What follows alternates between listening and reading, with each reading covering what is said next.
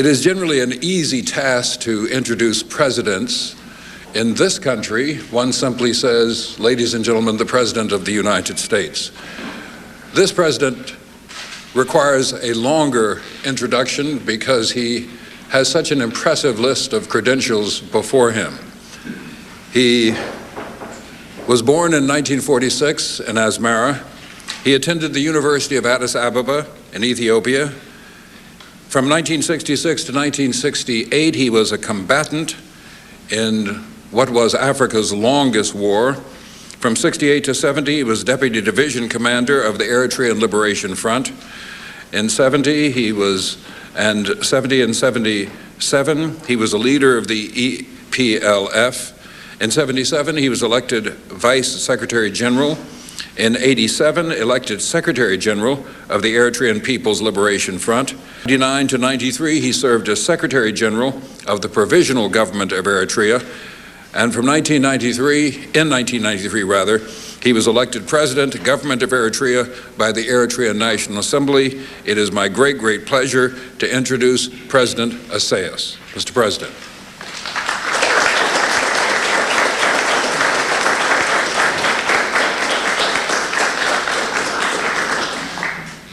Thank you.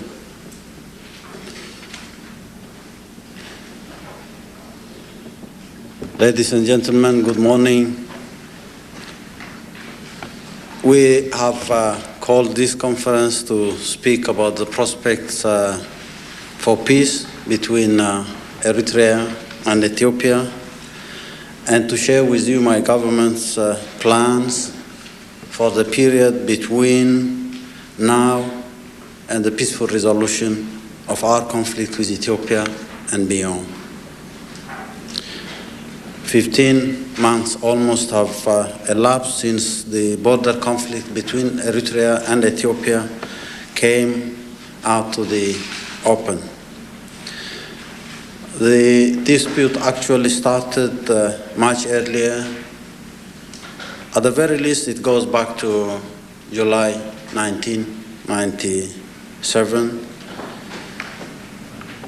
when Ethiopia began systematically and violated Eritrea's sovereignty and territorial integrity.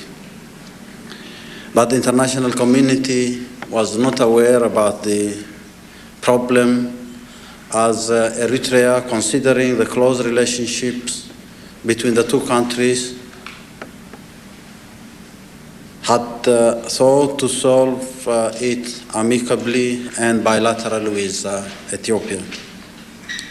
In the past 15 months, the conflict developed into the most devastating war anywhere in the world, pitting close to 500,000 soldiers on both sides, and with casualties running into the tens of thousands. Eritrea had from the outset believed that there could be no military solution to the conflict. It came up with a reasonable proposal for a peaceful solution and actively engaged the various parties, including the OAU, the United States government.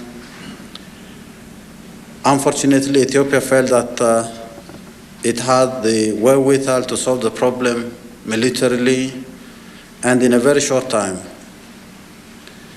That has proved elusive, and the international community, in particular the OAU, the United Nations, the United States, and the European Union, have been spurred by the ferocity of the war and the damage caused not only to the two countries but also to the region as a whole, to mount a more vigorous and closely coordinated peace effort.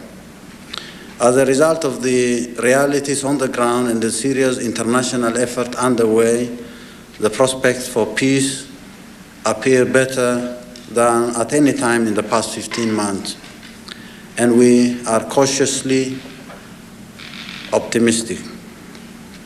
Eritrea has already accepted the OAU peace plan, which has been endorsed internationally. The plan consists of 3 agreements: the framework for an agreement, the modalities for implementation, and the technical arrangements.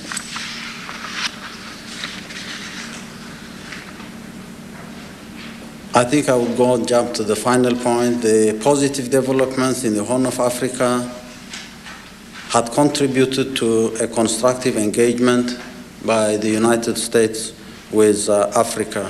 The conflict between Eritrea and Ethiopia was a setback to that approach.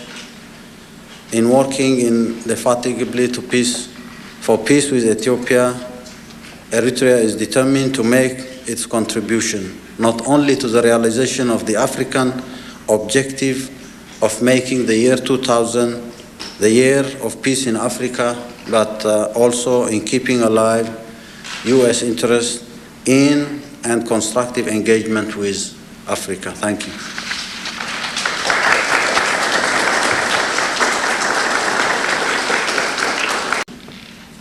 Yes, sir. My name is John Donnelly from the Boston Globe. I was just in Asmara last week, and the feeling among Eritreans is that, very quietly said, is that your government has made mistakes as well in this.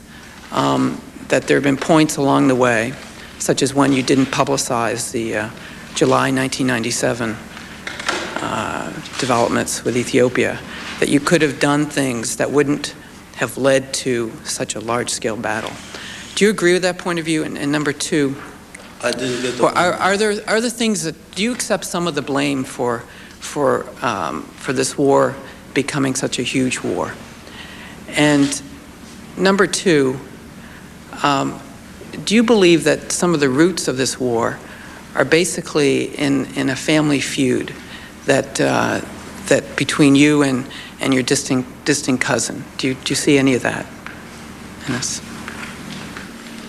I don't know if I've got your point, but I will try to give an answer to what I have understood to mean that 1997 was not the beginning of the conflict, as I have indicated in my introductory note. Observers who closely follow developments in the region would clearly see that 1997 was probably the time when the government of Ethiopia, or at least the administrative region of Tigray, officially announced a new border, or it came up with a document outlining the borders of that particular region. And according to the statement, the official statement, which was published in newspapers everywhere in the country, it took more than 3 years to prepare that map, meaning that the drawing of the map started in 1995, at least. Why would an administrative region in one of the regions of Ethiopia redraw international boundaries and start drawing boundaries without even the consent of the people who are concerned, the people of Tigray, the people of Ethiopia, and most of all, Eritrea and its own people? Now, we've been talking about the border issues for so many years before 1997. We had established committees at a regional level on the administrative areas on our borders or common borders. We finally formed a high-level commission involving the defense, security, and political institutions of both governments to find a solution to this issue. The Ethiopian government consistently was saying that it has not completed its study or research on the border between Eritrea and Ethiopia. One very paradoxical development at that time was the introduction of the new currency of Ethiopia. The new currency was introduced on the assumption that the older currency had a map of Ethiopia embossed in the currency, which included Eritrea as part of Ethiopia. Now, the new currency was introduced with a new map of Ethiopia. The new map of Ethiopia does not incorporate the new administrative map of the Tigray region, which was done since 1995 up until 1997. There was a clear contradiction on the approach of dealing with the border issue. There was no conclusive position made by the Ethiopian government when we had a number of committees working together to bilaterally and amicably find a solution to the problem.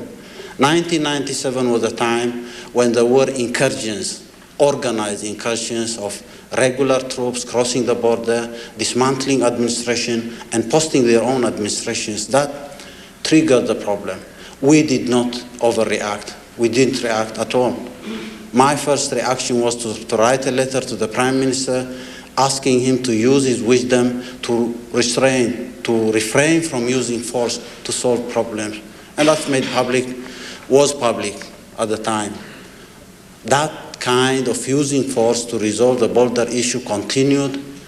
In 1998, January, again, another incident happened where troops had to move in, dismantle an administration in the southernmost tip of our country, and then impose their own administration. We complained, and we called for the Joint Commission to find a solution to that problem. It was not possible because we were told that the government and its institutions are working on a new document and trying to clearly identify where the borders of the two countries lie. We were waiting with patience. Unfortunately, things deteriorated. The government moved more to impose policies of repression, dismantling administration, removing populations from their village, which I think at the end of the day, 1998, provoked a reaction. And that reaction was not an overreaction to my understanding. We tried to show restraint, but again, the fact that the Parliament of Ethiopia on May 13th announced or declared war was what internationalized the issue. We didn't even at that point want to have the issue out of a bilateral engagement. I again called on the Prime Minister, asked him what the wisdom was to go to the Parliament, which doesn't know anything about the situation and the events, to declare war. It could have been resolved quietly, bilaterally, without making too much fanfare. Unfortunately, the choice of the government of Ethiopia was to declare war using the Parliament as a vehicle. And that was when the attention of the international community was called at the conflict. I hope I have tried to go beyond what I understood to be a question and answer our position as far as 1997 and the incidents are concerned. Do you see this?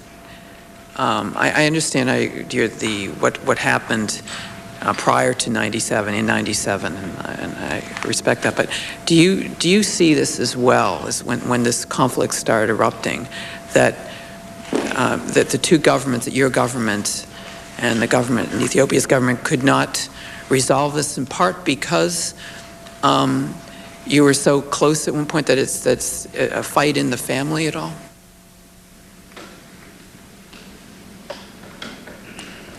I don't know if I have an answer to that, but again, I have tried to give an explanation of the events prior to 1997 and after 1997. How that was influenced by the intimate relationship we had, I don't know. Gregory Copley from Defence and Foreign Affairs Daily.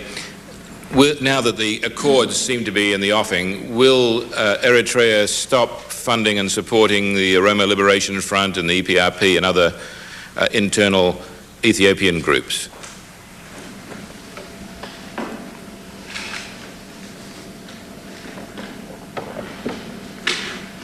I would be dealing with that question with the assumption that you're saying we are supporting the movements you mentioned. We are not supporting them.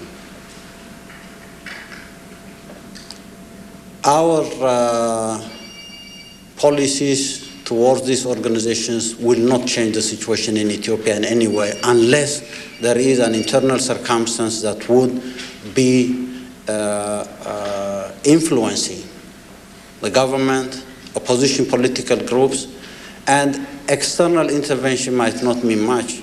These groups have been there all the way. The Oromo was there 1995. After 1995, we worked hard. We worked together with the TPLF to bring about the involvement of the OLF in the transition. And after the transition, unfortunately, that did not work.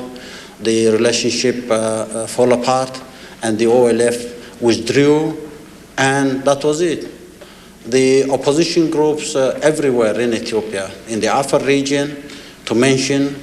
In fact, 1997, when Ethiopian troops had to move into Abadime, it was in hot pursuit of what they called was an opposition armed group in the Afar region.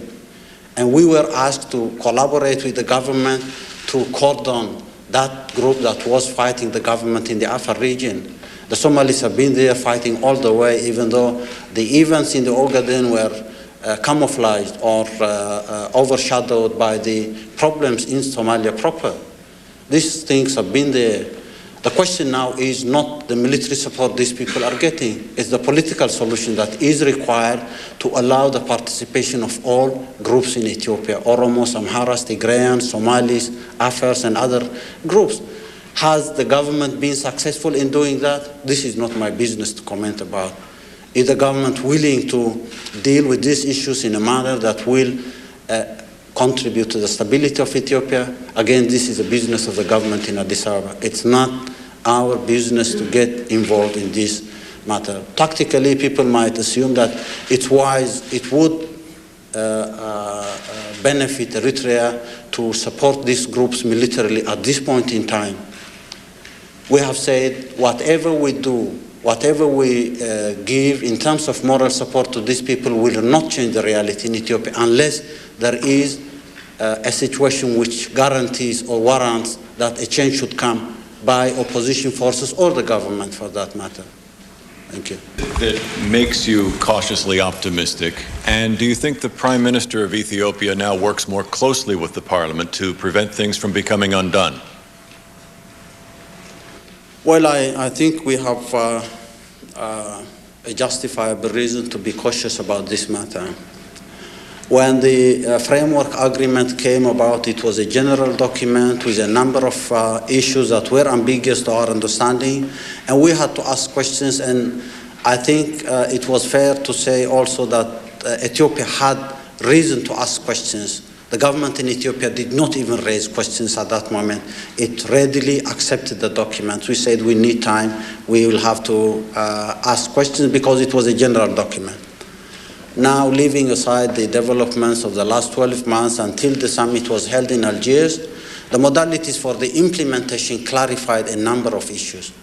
And we felt it was logical to accept the modalities. We already had accepted the framework in February, but again, the summit brought a document that clarified a number of issues and made it possible for both of us to see through the modalities that the implementation will take place in a clearly defined time frame and procedures. Now, finally, the OAU, the Algerian government, the United Nations, and the United States government brought in their experts, military, legal, political, and technical experts, to see that they produce a document. They called it the technical arrangements. The technical arrangements document has not left any stone unturned to my understanding. It talks in detail. It's a very clear document. It wouldn't give Eritrea or Ethiopia any room for maneuver.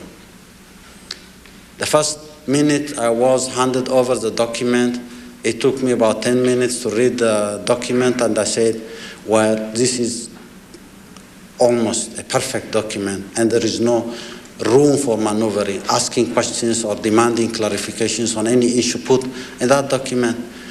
I refrained from saying I accept the document because politically or as a matter of courtesy, I will have to say I will study the document with my experts and come back to you with an answer. I had to take time and go sleep for about 2 hours and come back again to tell the delegation that we officially have accepted the document. There was no reason to delay. We have 3 documents: the framework agreement, the modalities of implementation, and the technical arrangements, which includes details of implementing the arrangement. Now, Ethiopia is said to have asked time to study the document. They have put a number of questions. I don't exactly know the content of those questions. They still have not come up clear on their acceptance of this technical document. And that warrants a cautious optimism, in my opinion.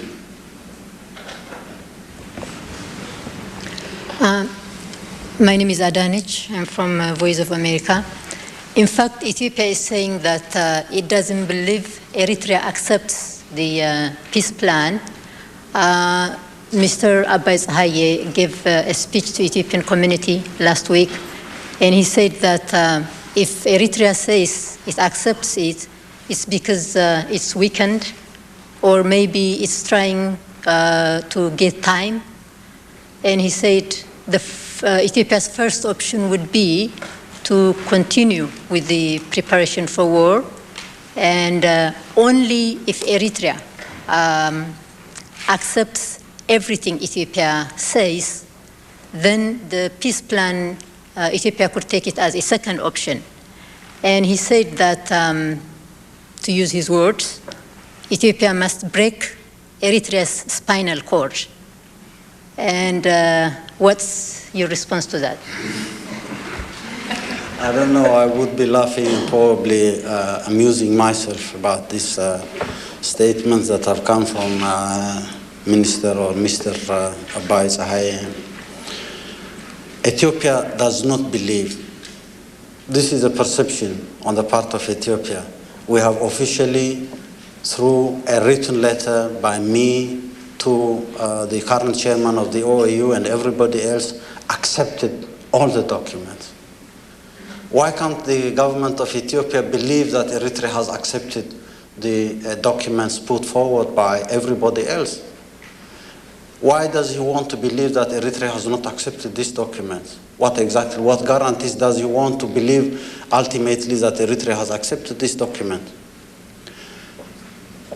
As to the statements coming up, I don't take them seriously. The problem is this government banked on Eritrea's refusal or rejection of any arrangement for a peaceful solution. And this was again a perception.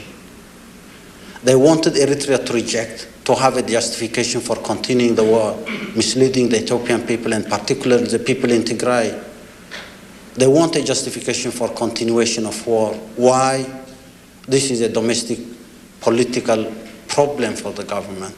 The government wants a justification for its survival. It wants to continue to survive by telling people that there is an external threat, there is a conflict with Eritrea.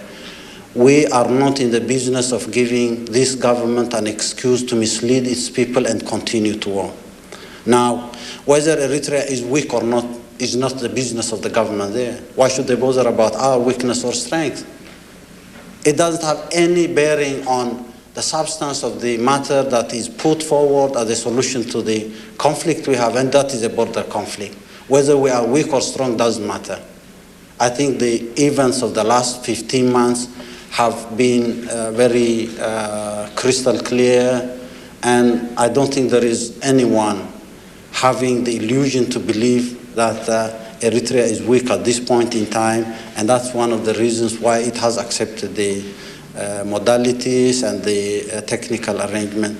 I wouldn't be interested in talking about our capability to defend our sovereign country and our military capability in a number of issues. It doesn't make any sense at all.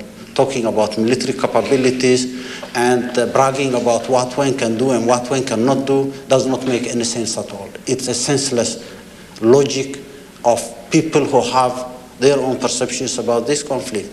I wouldn't challenge Abai Sahai about what I could do on the ground militarily or what he could do on the ground. What does it mean, after all? Does it make any sense? We're talking about a solution to a conflict, a border conflict. And we'll have to deal with that without regards to whether the other party is militarily weak or strong, whether the other party has got planes, tanks, artillery on the ground. It doesn't make any sense to me, and I think any observer who's followed developments the last 15 months clearly knows the situation on the ground. I wouldn't bargain on the assumption that I am strong or weak militarily. I would like to find a way and judge the proposals coming from anywhere on their merits, not on my capability to defend or on my military resources. And again, the call for military preparation on the part of the TPLF regime in Ethiopia is an illusion. Mr. President, my name is Frank Smythe from Intellectual. I say that the reason they believe that Eritrea has not accepted the OAU framework and the modalities is because Eritrea continues to demand compensation for Eritrean nationals and their property that's been confiscated as part of the deportees that were expelled from Ethiopia last year. So could you clarify for us, is Eritrea pursuing this demand parallel to the peace process, or is this a condition, as you see it, to the OAU plan and to the modalities?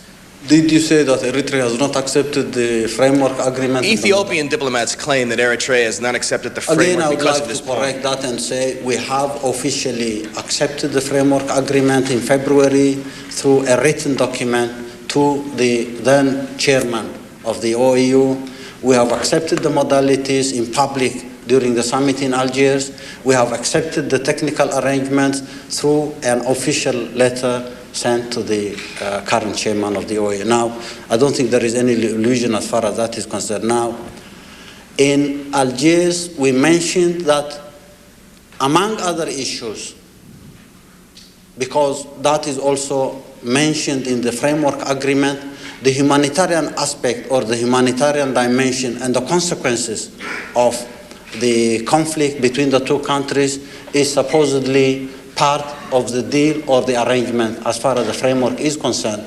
And we mentioned the fact that we have more than 60,000 of our population expelled illegally from Ethiopia, innocent civilians expelled, but again, the sad thing about their expulsion is that they were humiliated, and their property, which amounts to about $800 million, is confiscated. Whether that is part of the deal or not, I wouldn't bother about the border issue. The border issue could be resolved by demarcation or by what we can now see as a technical arrangement for the resolution. But this case remains to be unresolved. There are 60,000 people expelled illegally and their property confiscated. We have the right and an obligation to all the time raise this issue. This is not a precondition. It will not be a precondition now. It will not be a precondition tomorrow, as we would like to see the border demarcated without preconditions. But again, we will raise this matter as a matter of human rights, a matter of right for every citizen living in Ethiopia to have his property and family and livelihood protected. When this conflict is resolved by delimitation or demarcation, we will be asking the question again. We have to defend our citizens. We have to ask for the compensation of the money and the assets confiscated by this government. We have to ask for their human rights, their humiliation, the separation of families, the imprisonment and detention of family members, the dismemberment of communities will have to be raised, and we will continue to raise this matter, not as a precondition, but as a basic humanitarian issue and an issue of human rights. Good afternoon, Voice of America. You both claim to have accepted the peace plan in principle, but it appears that both countries are still engaging in a propaganda war. You've just laid out some, points, accusations against Ethiopia. If we go back last week, the ICRC claimed that Ethiopia had allowed them access to Eritrean prisoners of war, but Eritrea hasn't returned that courtesy. So it seems there's a dissonance between what you're claiming and what you're actually doing. I think that there is a way of understanding the situation. You would like to understand it that both parties have not accepted, both parties have done this and that, both parties are doing this and that. I mean, you have to be fair in your judgment for your own integrity, for your own credibility to say that this is black and this is white, this is right and that is wrong. Now, there is no reason why one should mix the issue of the ICRC with the present conflict. I don't see any reason. In that, I have heard a statement coming from the president of the ICRC who never mentioned to me that he wanted to see the prisoners of war on our side. He never mentioned it. He went to Addis and a statement came from the ICRC saying that the president was allowed to see prisoners of war, not all of them, in Ethiopia, Eritrean prisoners of war, but was not allowed to see Ethiopian prisoners of war. I met him early in the morning. I was asked to fly and travel for miles to see him at about 9 o'clock in the morning. He never mentioned to me anything about prisoners of war. But again, that has not it has no bearing on the issue at stake, the conflict between Eritrea and Ethiopia. We should bring about issues that have no relevance to the main issue and try to confuse people or obscure the real issues from imaginations and unreal issues. If the ICRC has to deal with us and is asking for us to sign the convention, this is not the time to discuss about the convention. It's none of their business to oblige us to talk about the convention. The convention is another matter. I know a number of states who are violating their people's human rights, violating international law by mistreating prisoners of war. We have the best and the most excellent track record as far as prisoners of war are concerned. We have released a number of prisoners early as a sign of good gesture to the Ethiopian government. No prisoner of war from our army has been released on the part of Ethiopia. We have more than 1,500 Eritreans under detention, civilians, students as well. No one has talked about this matter. Whenever you point a finger at Eritrea or Ethiopia, be fair in your judgment and your assessment about who is accepting and who is not accepting, who is doing right and who is doing wrong. My name is Mawa. I'm from Gafat Ethiopia newspaper organization. My question is, this press has been pressing you and the Ethiopian Prime Minister Meles Zenawi that you are the most high IQ leaders of Africa, and you are going to bring peace to Africa. You are the light of Africa, and we have been hearing this in this room and elsewhere.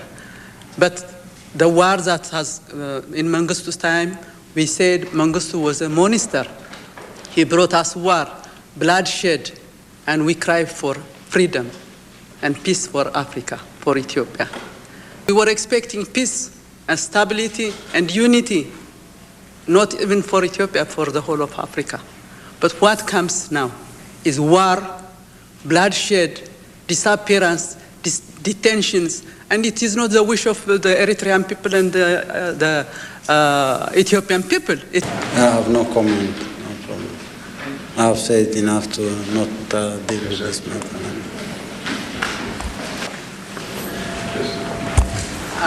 Can I follow up on that woman's question? I'd like to again press you on that. Would you comment on her statement?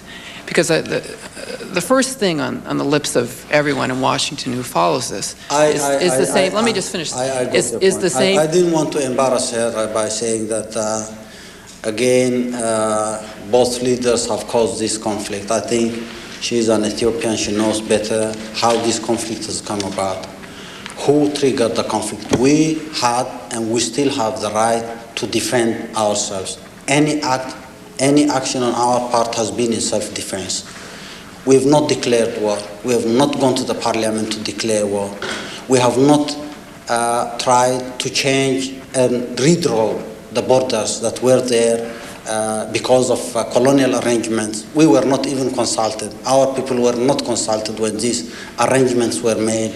And the OAU accepts the colonial boundaries as sacrosanct. We accept these borders. Changing the borders is a problem.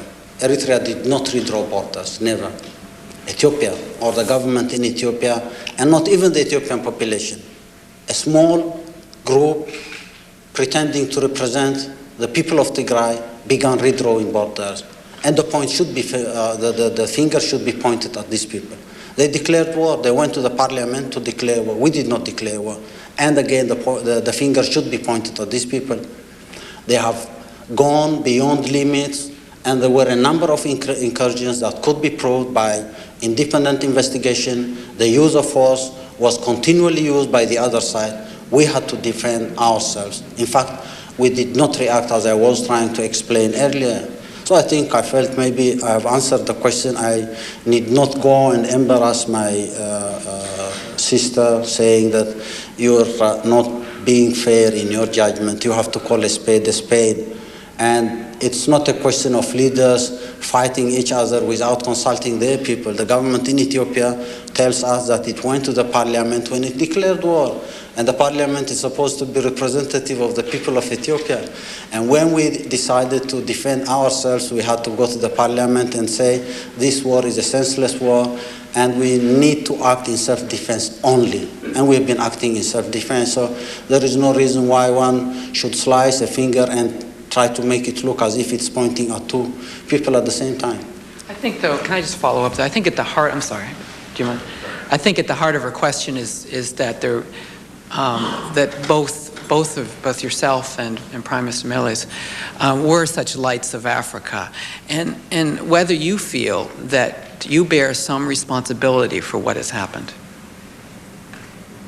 Whether it's good or bad, we bear responsibility. There is no question about that. But ultimately, we'll have to share responsibilities by assuming those responsibilities on the credentials of our action on the ground.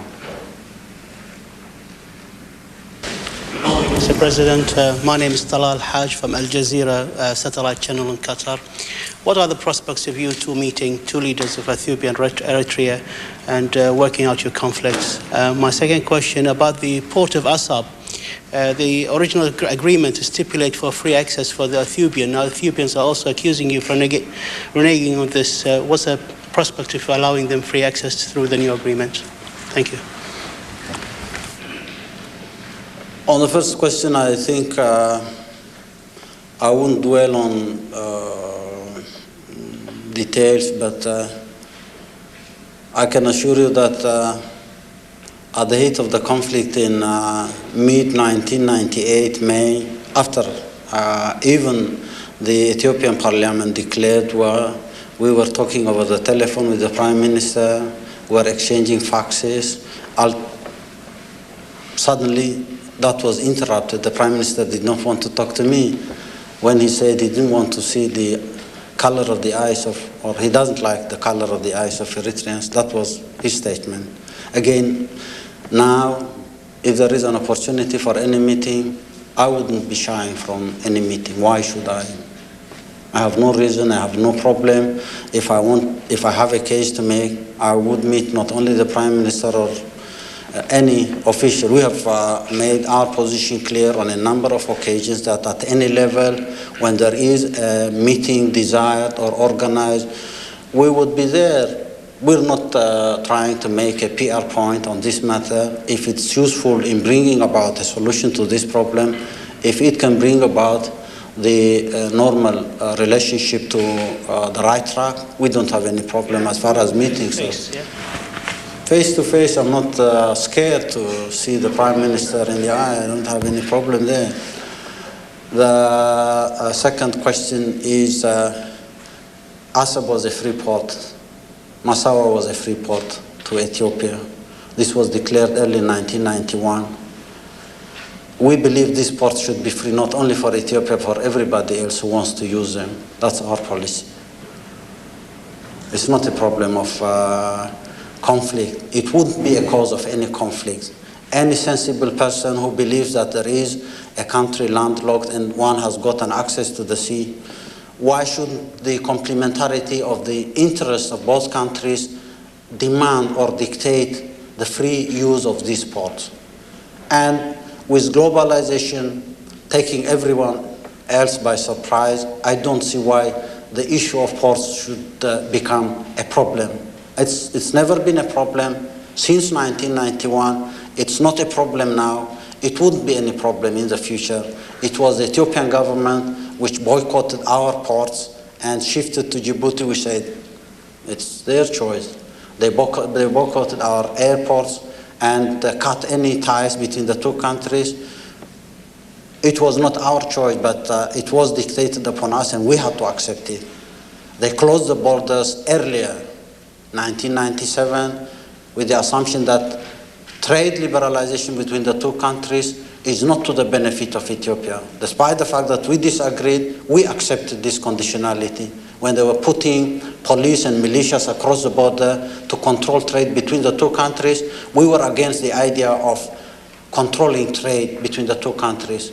If a time comes when we have to open these borders and liberalize trade between the two countries, open the ports, airports for Ethiopia, the same thing for us, we wouldn't be losers.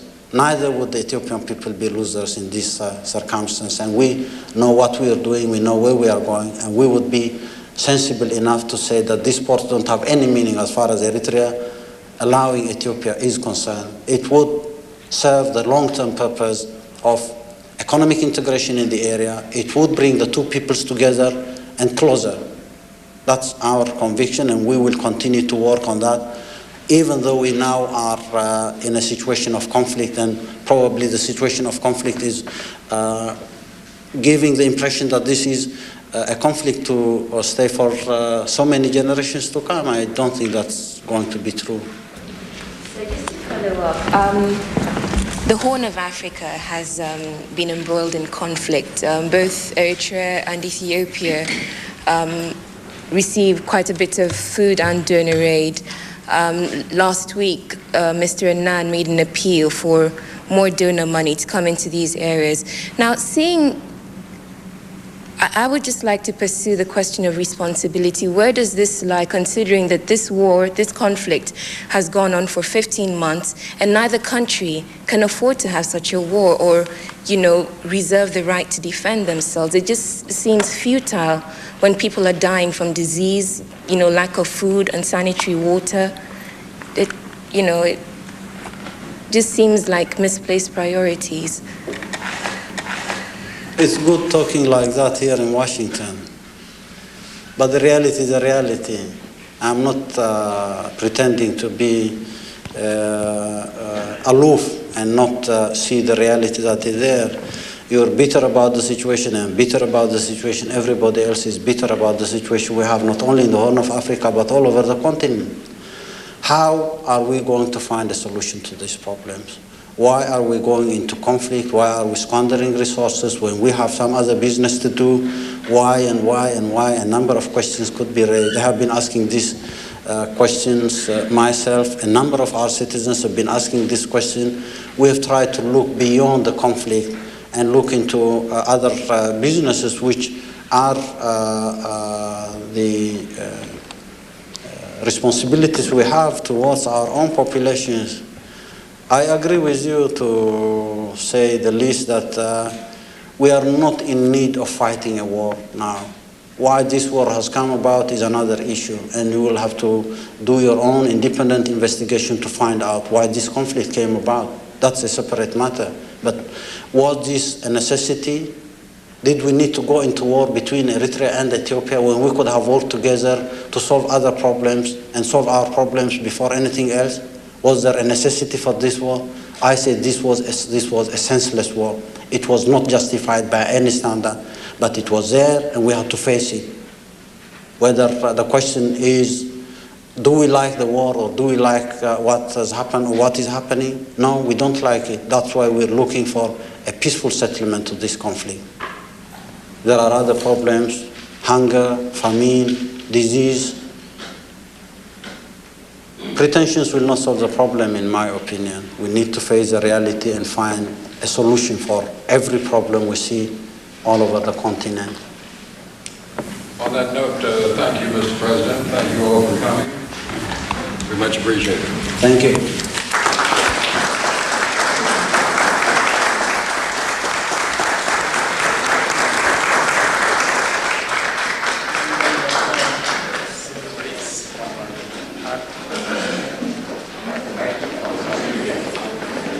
Julie.